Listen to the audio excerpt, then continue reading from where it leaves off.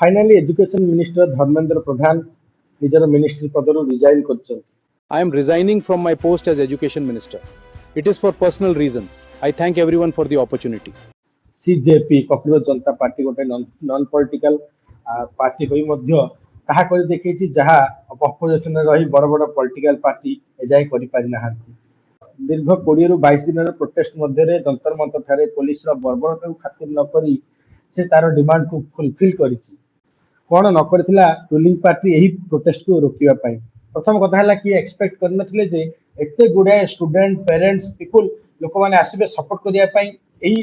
protest को ruling party IT cell पूरा लागि पड़िथिला एही प्रोटेस्ट को देश विरोधी देखाइबा पाई केतेबेले सोनम वांगचुक को चाइनीज एजेंट कहउथला तो केतेबेले मंत्री प्रोटेस्टर मानन को टुकड़े टुकड़े गैंग रा सदस्य कहउथिले किंतु रूलिंग पार्टी रो एही हिट स्प्रे कॉकरोच मानन ऊपर काम कला नै से निजर डिमांड रे अटल रही अंधभक्त मैंने यह कहबार लगे जे ये प्रोटेस्ट में जो फंडिंग आटे पाकिस्तान